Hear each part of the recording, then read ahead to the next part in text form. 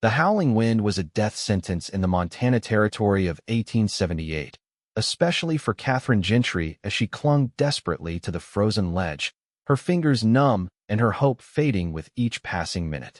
The blizzard had come without warning, transforming her solitary nature walk into a fight for survival on the treacherous cliff face of Eagle's Peak, miles from the nearest settlement. Katherine had arrived in St. Joe just 3 weeks prior, a city girl from Boston with dreams of documenting the American frontier for the Atlantic Monthly. At 24, she had already established herself as a promising writer with a keen eye for detail and a passion for adventure that had finally brought her west. The local newspaper editor had warned her about wandering too far alone, especially with winter setting in, but Katherine had always prided herself on her independence. Now that independence might cost her everything. "Help!" she screamed again, but her voice was swallowed by the wind. The ledge beneath her boots was barely wide enough for her to stand, and the drop below disappeared into swirling white nothingness. Her fingers, red and raw from clutching the rock face, were losing sensation. Her expensive wool coat, fashionable in Boston but woefully inadequate for a Montana winter, provided little protection against the biting cold. She tried to calm her breathing, to think clearly. If she could just inch her way along the ledge, perhaps she could reach a safer position. But as she shifted her weight, a piece of rock crumbled beneath her boot, and she pressed herself harder against the cliff face, heart pounding. Miles away, Brock Zimmerman tightened his bandana over his mouth and nose as he urged his horse through the deepening snow. At 32, he had spent enough winters in Montana to know the danger of the sudden blizzard that had descended. His cattle would be fine huddled together in the shelter of the valley, but he worried about the foolish city woman who had ridden out early that morning. He'd noticed her at first light, watching from his cabin as she'd headed toward Eagle's Peak. Something about her determined posture had caught his attention, though he'd tried his best to ignore the newcomers to the area. St. Joe was growing too quickly for his liking, bringing people who knew nothing of the harsh realities of frontier life. When the storm clouds gathered, he'd saddled his horse without hesitation. He knew those cliffs, knew how treacherous they became when covered in ice. And something told him the woman wouldn't have turned back in time.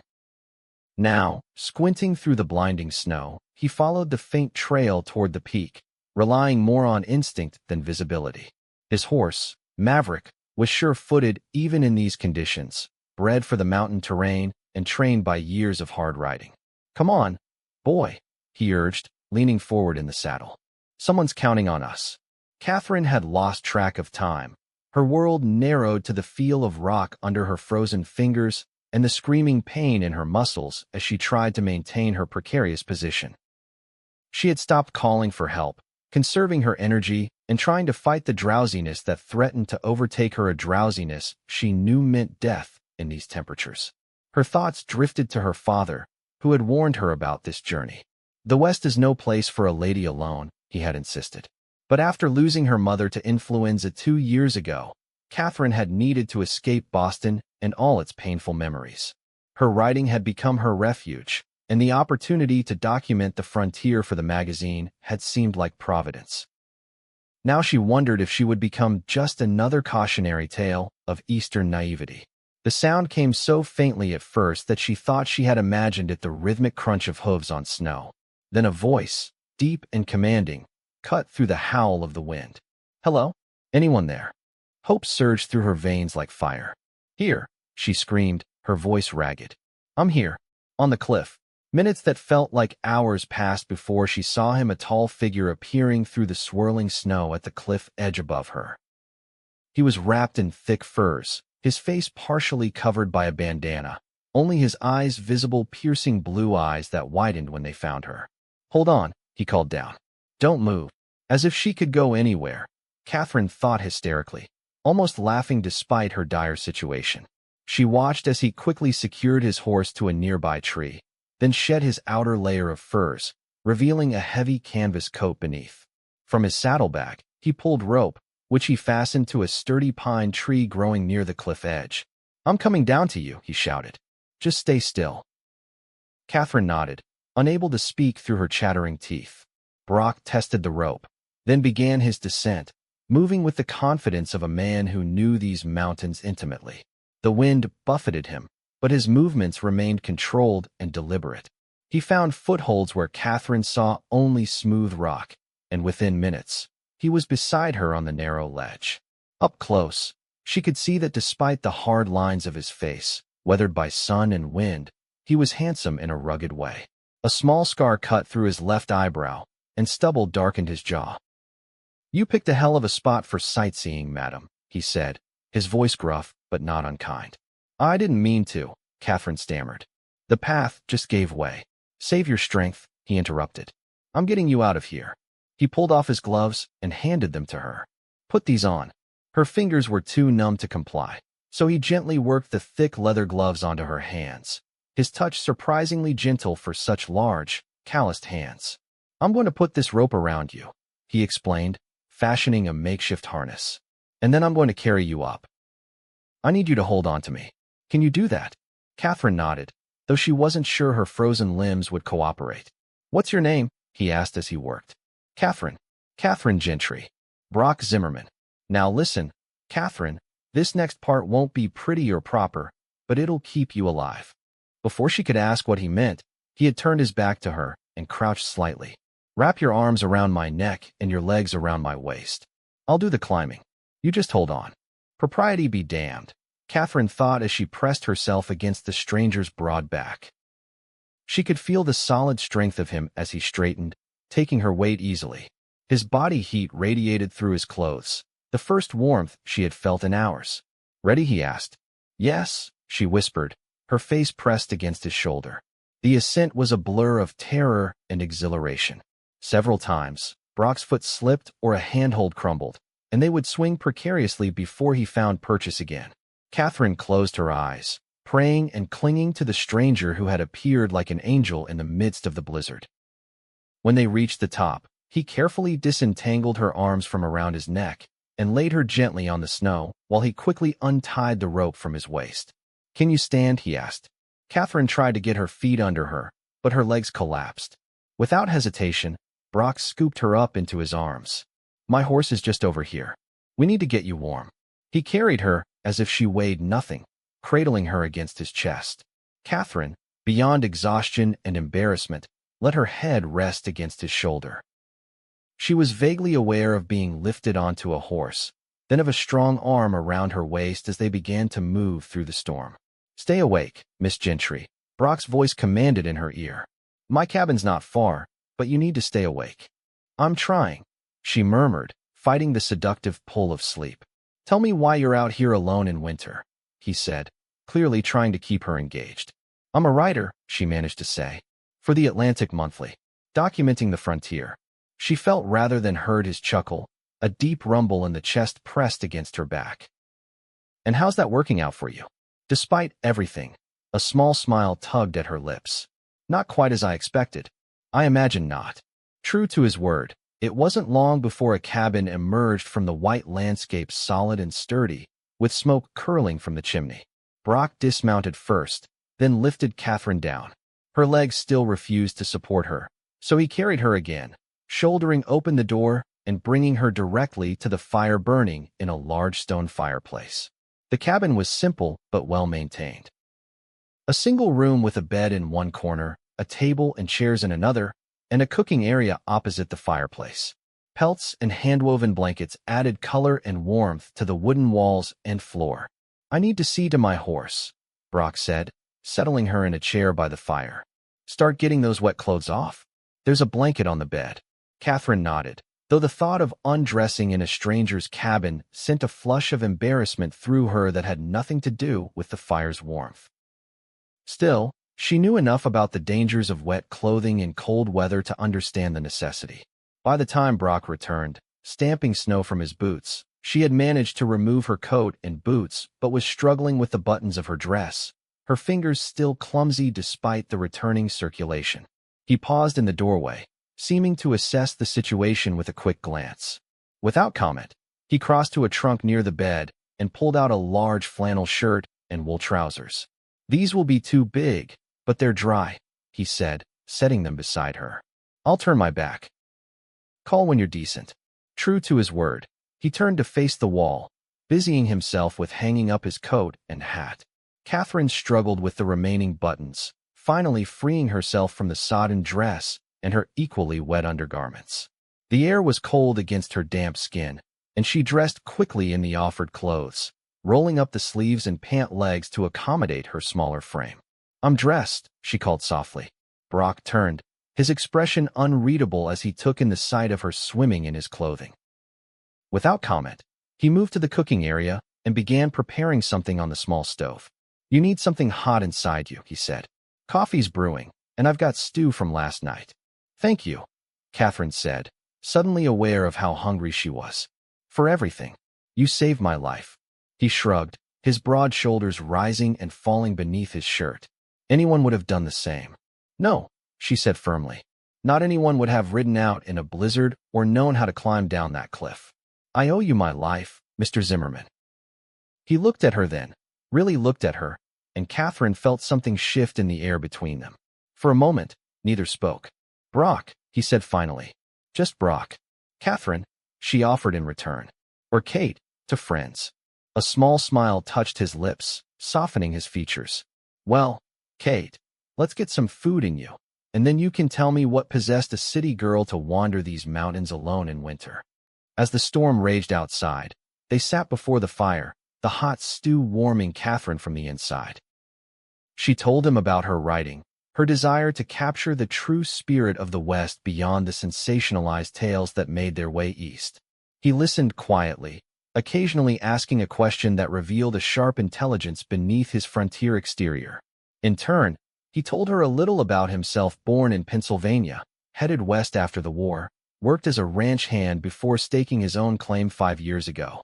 He raised cattle now, not many, but enough to get by. He valued his solitude, though the growing town of St. Joe was making that increasingly difficult. "You live out here alone?" Katherine asked, looking around the cabin that, while well-kept, showed no signs of a woman's touch. "Just me and Maverick," he confirmed. "And the cattle, of course. Don't you get lonely?" He stared into the fire for a long moment before answering. Being alone and being lonely aren't the same thing. Something in his tone told Katherine not to push further, at least not tonight. As the warmth and food did their work, exhaustion washed over her in waves. Her eyelids grew heavy, and she struggled to focus on Brock's words as he explained how the storm might last through the night. "You should sleep," he said, noticing her fatigue. "Take the bed. I'll manage with blankets by the fire." "I couldn't possibly," Katherine began to protest, but Brock shook his head. "I've slept on worse." "Much worse," he added, a shadow crossing his face. Too tired to argue further, Katherine made her way to the simple bed. The sheets smelled of pine and something uniquely male that she found oddly comforting.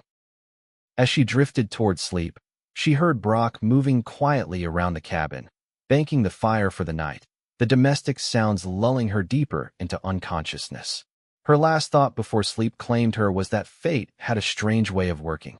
She had come west to write about frontier life, and now she was living it in the most unexpected way. Morning came with a stillness that spoke of the storm's passing.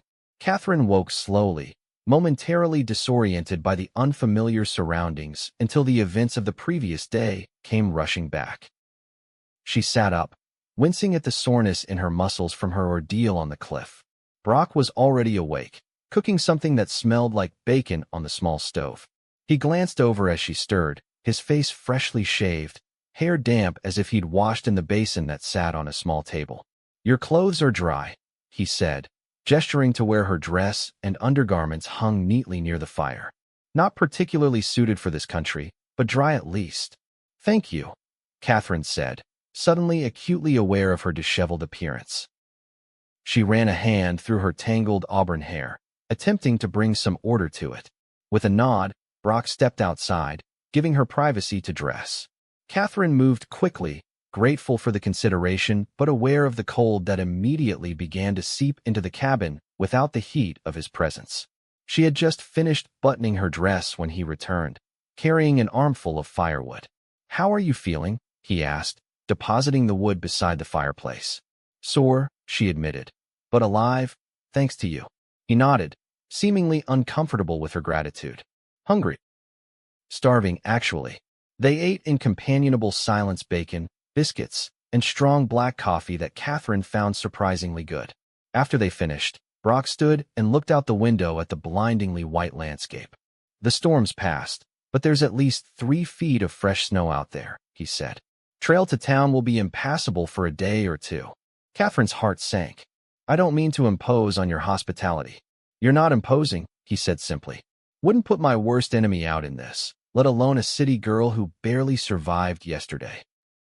There was no mockery in his tone, just matter-of-fact assessment. Katherine found herself appreciating his straightforwardness after the polite deceptions of Boston society. Besides, he added, turning from the window, you said you wanted to write about frontier life. Might as well see it firsthand. And so began an unexpected coexistence. The cabin, which had seemed spacious enough for one, became a dance of careful movements and polite accommodations with two. Brock showed her how to maintain the fire, explained the system for melting snow for water, and demonstrated the proper way to layer clothing for the cold when they ventured out to check on his livestock. Katherine absorbed everything with keen interest, filling pages in the small notebook she had miraculously managed to keep dry in an inner pocket of her coat. Brock, initially reticent, gradually opened up as she asked detailed questions about his daily life, revealing a depth of knowledge about the land and its ways that fascinated her. You really care about getting the story right, he observed on the evening of their second day together, as they sat shelling peas for dinner. People back east have such misconceptions about life out here, Katherine explained. They either think it's all savage Indians and gun-slinging outlaws, or they romanticize it as some pristine paradise. Neither is true. And what do you think, now that you've seen a little of it? He asked, his eyes on his work. Katherine considered the question seriously. I think it's beautiful but unforgiving. It rewards preparation and punishes carelessness. I think it reveals what people are truly made of. Brock looked up then, meeting her gaze. That's surprisingly accurate. I'm a good observer, she said with a small smile. It's part of being a writer. And what have you observed about me? The question seemed to surprise him as much as her, as if he hadn't meant to ask it. Katherine put down the pea pod she was working on. I think you're a man who values his independence above all else. You're competent, resourceful, and prefer action to words. You've seen hardship but haven't let it embitter you. She paused, then added softly, and I think you're lonely, even if you won't admit it to yourself. Brock was silent for so long that Katherine feared she had overstepped. Then he gave a short, humorless laugh. Maybe you should be writing novels instead of articles. I didn't mean to offend, you didn't, he interrupted. It's just been a long time since anyone's tried to see past the surface. He stood abruptly. I need to check the stock before dark. He was gone before Katherine could respond, leaving her with the peas and the uncomfortable feeling that she had touched a nerve. When he returned an hour later, a tacit agreement seemed to exist between them to return to safer topics. But something had shifted. That evening, as they sat before the fire, Brock began to speak of his past, his childhood in Pennsylvania, his service in the war, the restlessness that had driven him west afterward, seeking something he couldn't name. I thought I'd find it in the open spaces, he said, staring into the flames. The freedom to live by my own rules, answer to no one. And did you? Katherine asked softly. He looked at her then, his eyes reflecting the firelight. For a while, but freedom can become its own kind of prison. Katherine nodded, understanding more than he might have expected. After my mother died, I thought I needed to escape Boston, all the social obligations and expectations. Writing gave me a purpose, a reason to come west. But sometimes I wonder if I'm just running from grief rather than toward anything. Maybe it's both, Brock suggested. Running from and toward at the same time. They fell silent, the crackling of the fire the only sound in the cabin. Katherine felt a strange connection to this solitary cowboy, a kinship born of shared understanding rather than similar backgrounds. On the morning of the third day, Brock announced that the trail to town would likely be passable. I can take you back to St. Joe today, if you're ready. Katherine felt an unexpected pang of disappointment. Of course, I've imposed on your hospitality long enough. It wasn't an imposition, he said quietly, looking at her with an intensity that made her heart quicken. The ride to town was largely silent, each lost in their own thoughts as Brock's horse picked its way carefully through the snow-covered landscape. Katherine sat behind him, her arms around his waist for balance, acutely aware of the solid warmth of him. St. Joe appeared in the valley below them, smoke rising from chimneys, the main street partially cleared of snow.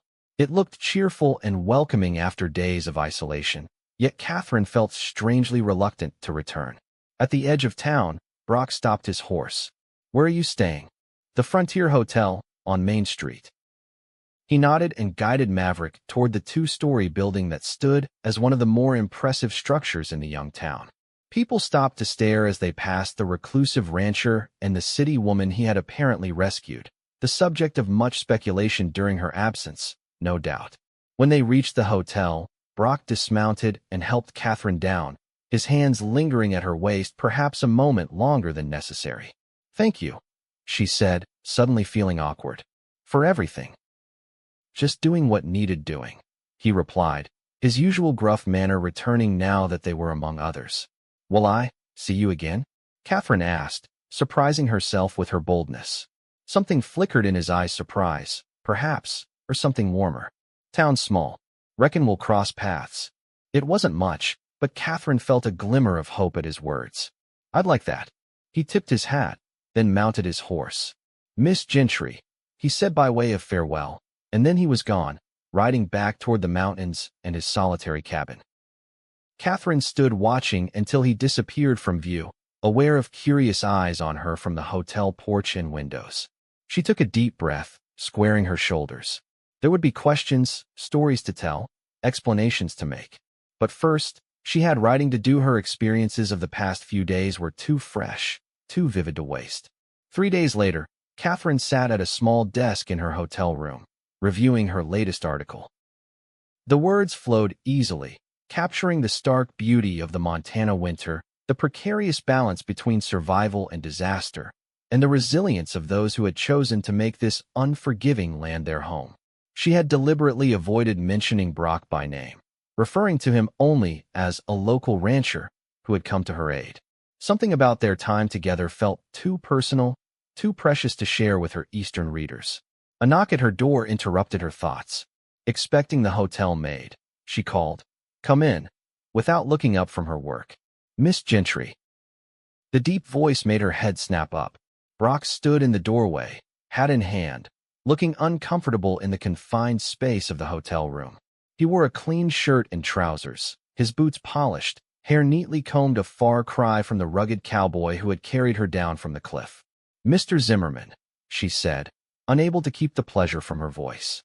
"This is a surprise. I was in town for supplies," he explained, shifting his weight. "Thought I'd check on you. Make sure you're recovering well." "I am, thank you," she said, rising from her chair. "Would you like to sit?" "I can ask for tea to be brought up." He glanced at the small armchair by the window, then shook his head. "Actually, I was wondering if you might like to join me for dinner. At the restaurant across the street." The words came out stiffly, as if he was unaccustomed to such invitations. Katherine's heart gave a small leap. "I'd be delighted."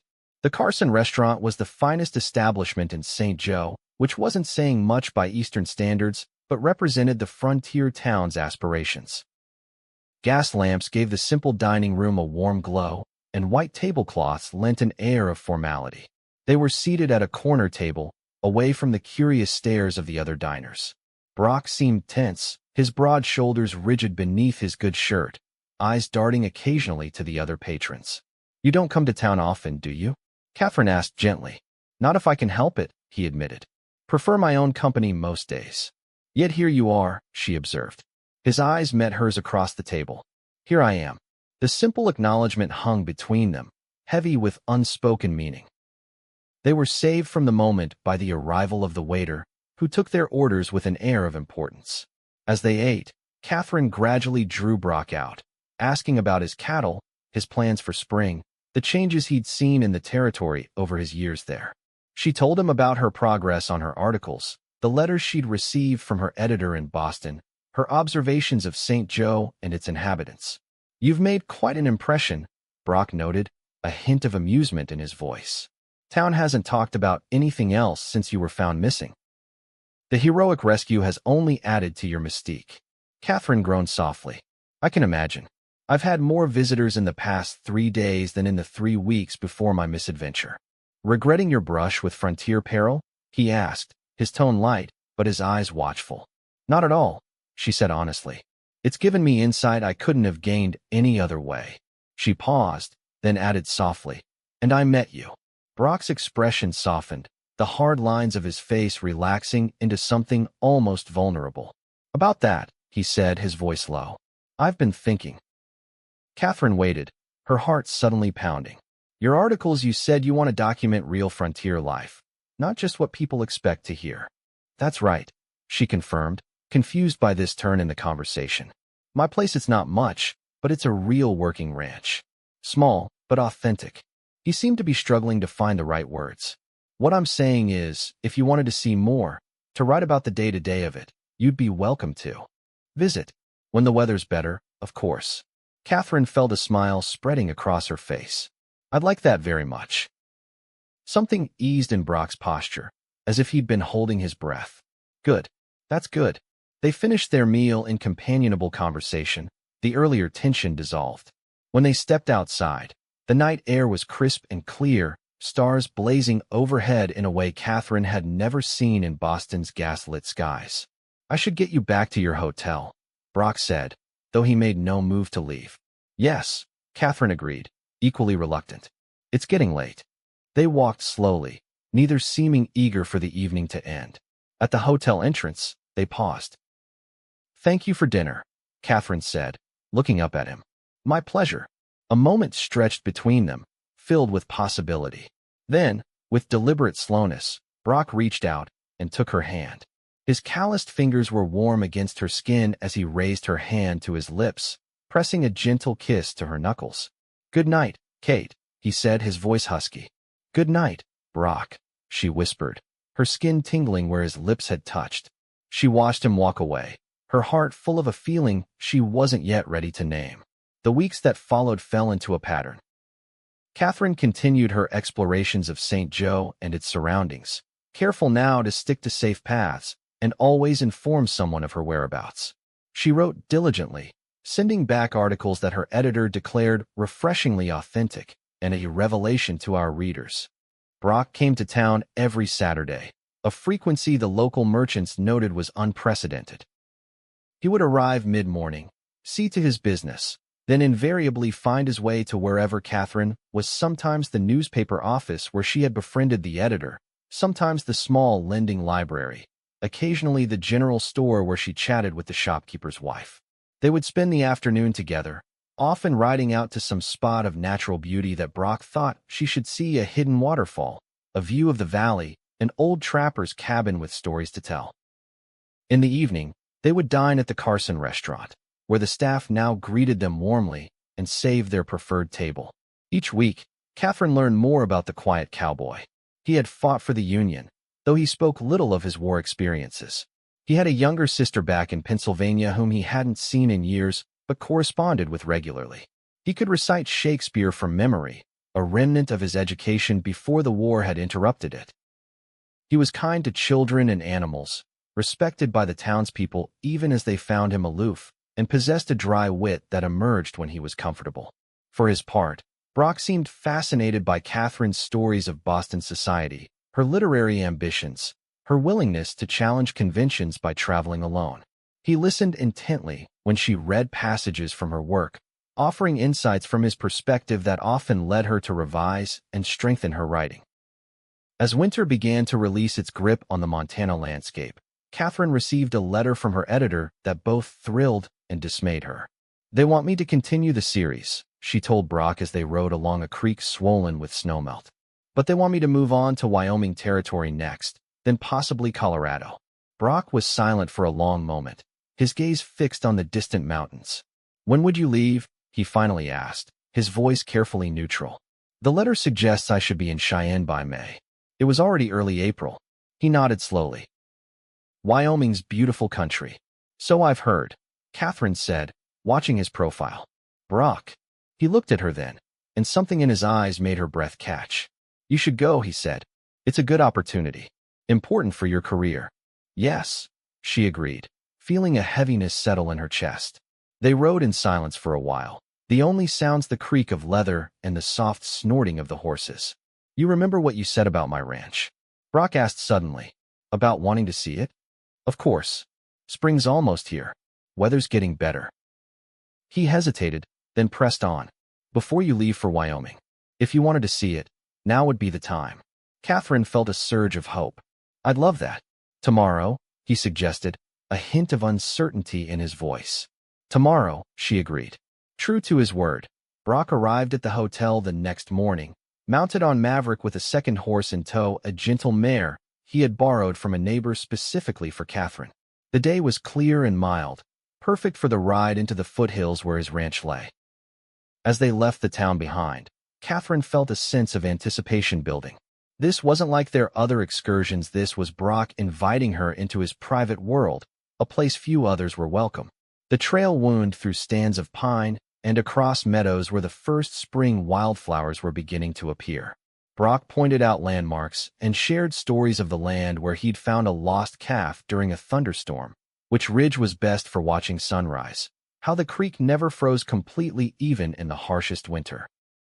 They crested a small rise, and suddenly the valley opened before them. Nestled against the base of a taller mountain was Brock's cabin, just as Katherine remembered it, with several outbuildings nearby. A small herd of cattle grazed in a meadow below, and a creek glinted in the sunlight as it wound through the property. It's beautiful, Katherine said sincerely. So peaceful. Brock's expression softened as he gazed at his home. It's not much compared to what you're used to. It's perfect, she interrupted. Absolutely perfect.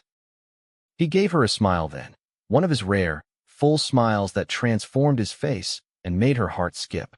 Come on, then. Let me show you around. The day passed in pleasant exploration. Brock showed her the barn he had built himself, the vegetable garden he was preparing for planting, the smokehouse where he preserved meat for winter, the spring that provided fresh water year-round. Katherine asked endless questions, taking notes and sketches in her notebook, absorbing every detail. They ate a simple lunch by the creek, bread, cheese, and apples Brock had packed. The sun was warm, the grass soft beneath them, and Katherine felt more content than she had in years. I understand now, she said, watching a hawk circle lazily overhead. Understand what? Brock asked, leaning back on his elbows, more relaxed than she had ever seen him. Why you love it here? Why you choose this life? He nodded, his eyes on the distant mountains. It's not for everyone. No, she agreed. But I can see the appeal. The self-sufficiency, the connection to the land, the rhythm of the seasons. She hesitated, then added, the solitude. That's changing, he said, his voice soft.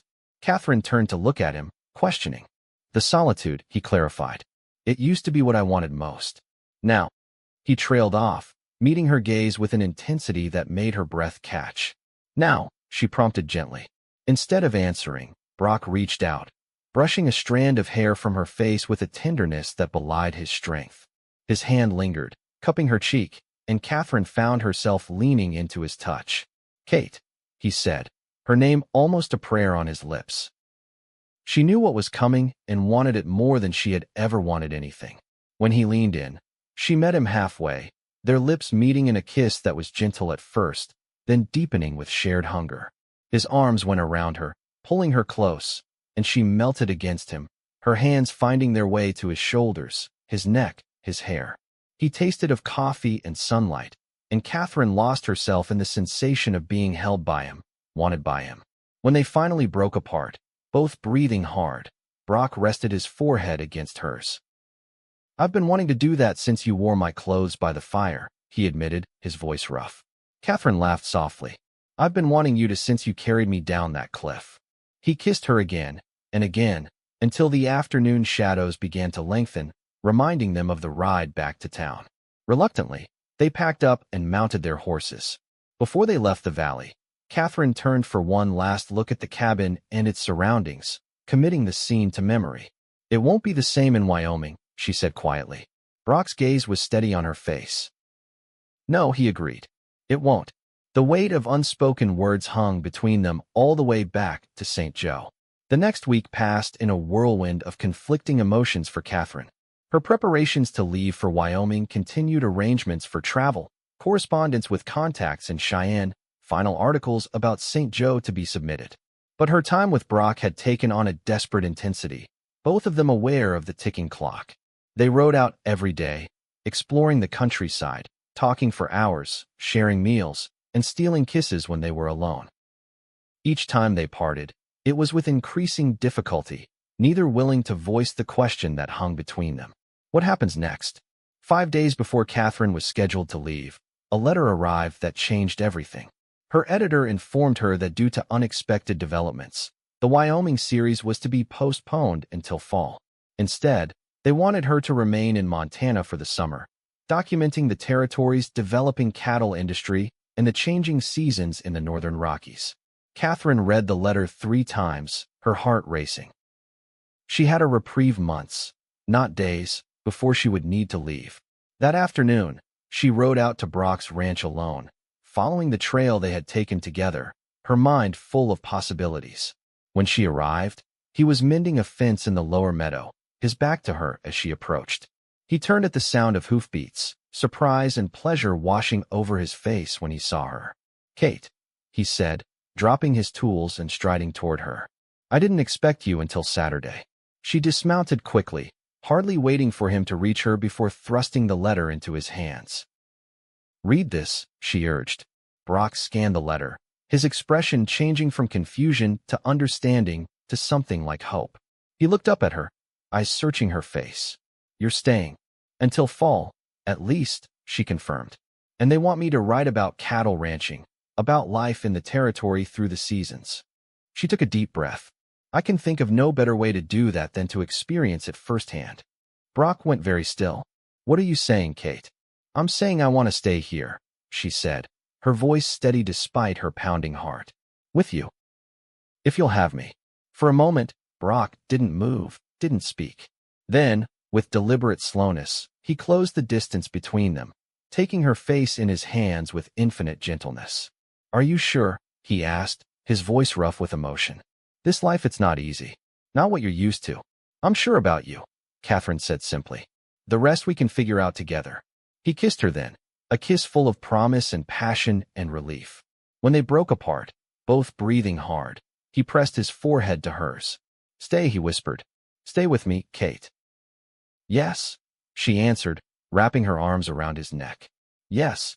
The weeks that followed were a revelation. Katherine moved her belongings to Brock's cabin, which suddenly seemed larger and warmer with her presence. She filled the bookshelves with her volumes, hung curtains at the windows, added feminine touches that transformed the space from a bachelor's dwelling to a home. But more than that, she immersed herself in the life of the ranch. She learned to milk the cow Brock purchased specifically because she mentioned missing fresh milk. She helped in the garden, delighting in the simple miracle of seeds becoming food. She improved her riding skills, accompanying Brock on his rounds to check the cattle, learning the boundaries of his land, the names of the mountains that surrounded them. And she wrote. She wrote about the dawn breaking over the valley, the rhythm of ranch life, the challenges and rewards of living close to the land. She wrote about the people of the territory, not just the colorful characters visitors expected to see, but the everyday men and women building lives in this still wild place. Her articles took on a depth and authenticity that garnered praise from her editor and increasing popularity among readers. Brock, for his part, seemed to bloom under her attention. The taciturn cowboy gradually gave way to a man who smiled more readily, laughed more freely, and spoke of the future with hope rather than caution. He built shelves for her books, constructed a small desk where she could write by the window with the best light, expanded the garden to include flowers as well as vegetables. In the evenings, they would sit on the porch he built for her, watching the sunset paint the mountains gold and crimson. Sometimes they would talk for hours. Other times they would sit in companionable silence, each content in the other's presence. And at night, in the darkness of their cabin, they discovered each other in ways that transcended words. Katherine's initial shyness gave way to passionate abandon in Brock's arms, and he proved to be as gentle a lover as he was strong a man. Summer passed in a golden haze of happiness. Katherine's deadline to leave for Wyoming approached, but neither of them spoke of it. As if by silent agreement, they could make time stand still. Until the letter came in early September.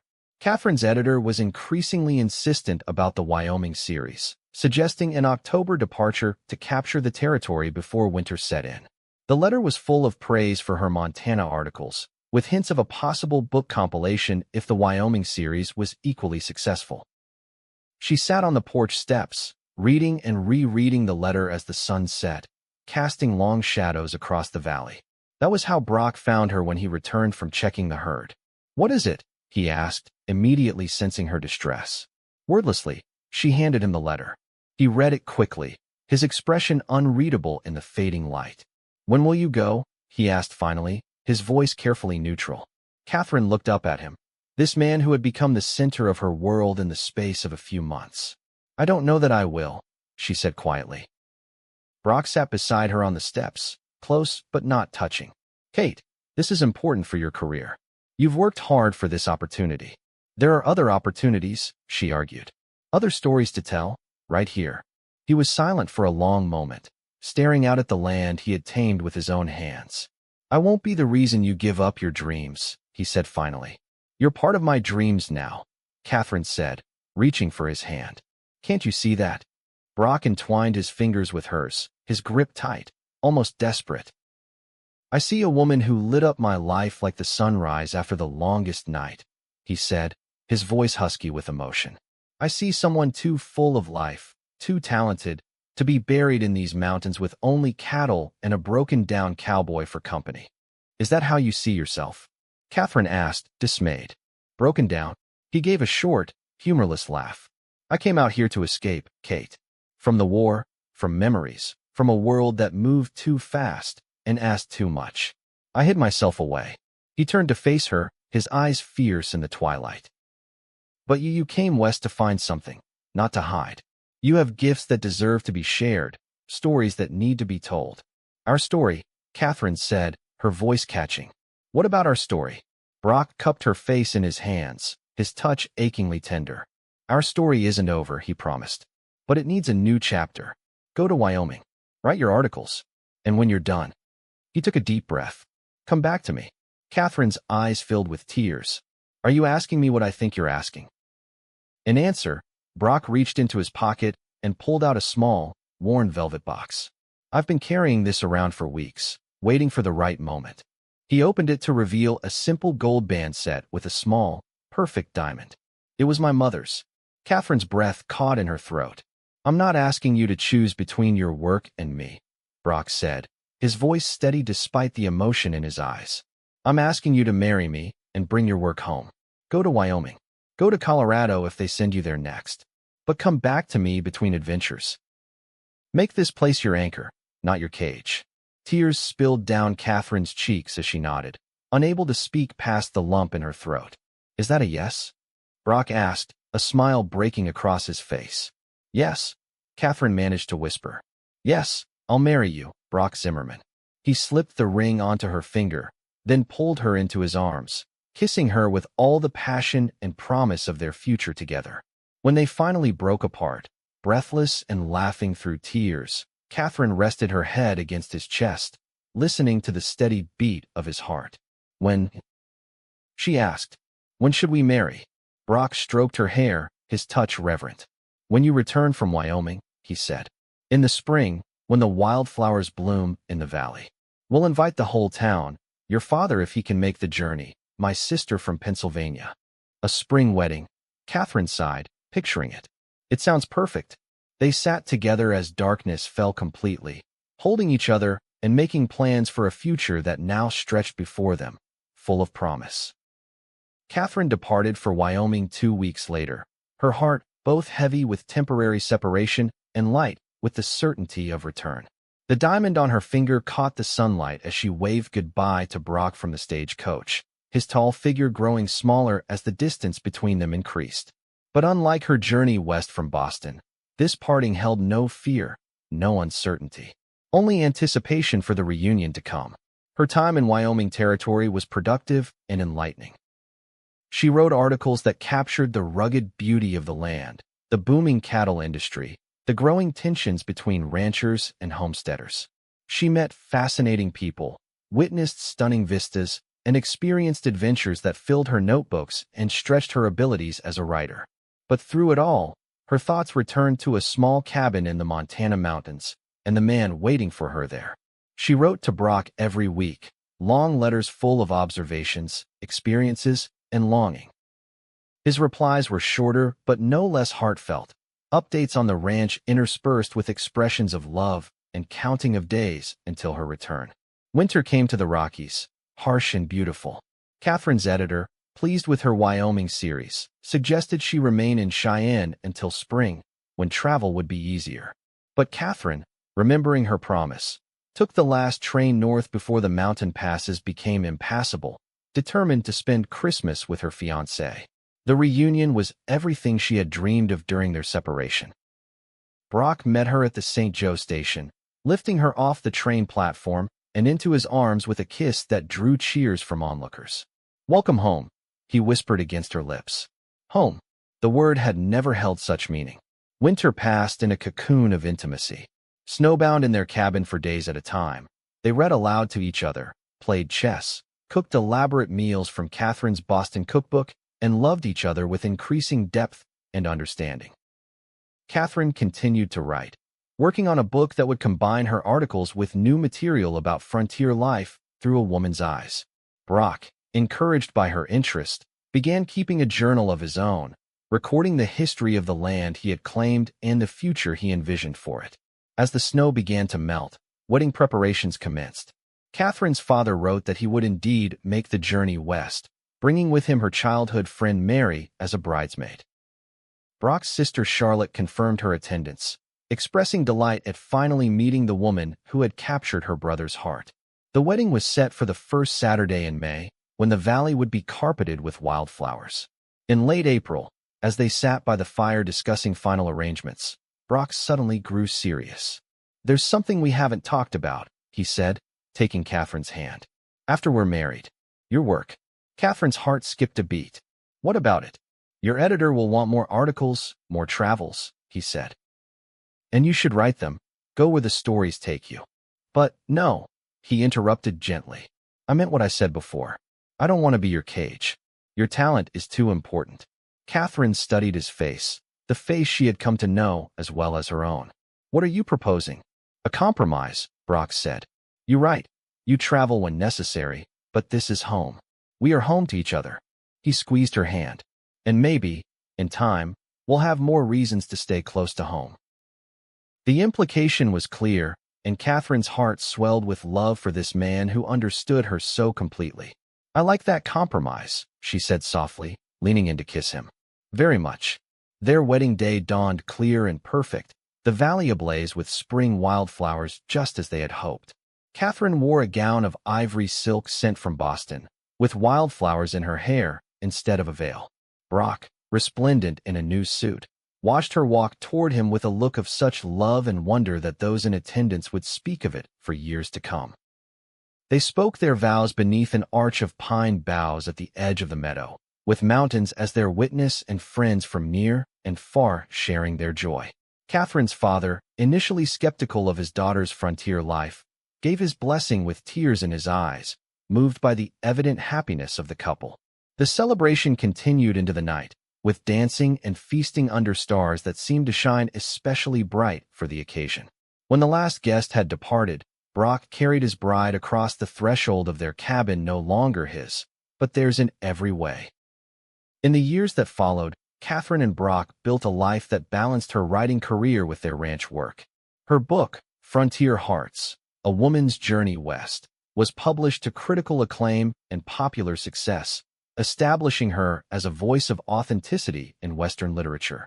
She traveled occasionally for research or speaking engagements, but always returned to the mountains and the man she loved. Brock expanded the ranch, adding to their herd and building a larger home as their family grew. Their first child, a son they named William after Katherine's father, arrived a year after their wedding, followed 2 years later by a daughter, Eleanor, named for Brock's mother. The children grew strong and free in the mountain air, learning both the practical skills of ranch life from their father and the love of words and ideas from their mother. Katherine wrote stories for them, tales of adventure and courage set in the West they called home. On the 5th anniversary of the day Brock had rescued Katherine from the cliff, they rode together to Eagle's Peak, climbing on foot to the spot where their story had begun. The view was spectacular in spring sunshine rather than winter blizzard. The valley spread below them like a patchwork quilt of greens and golds. "Do you ever wonder what would have happened if you hadn't gone riding that day?" Katherine asked, her hand in his as they stood where she had once clung in terror. Brock looked at her, his blue eyes as bright and clear as the Montana sky. "I try not to think about it," he admitted.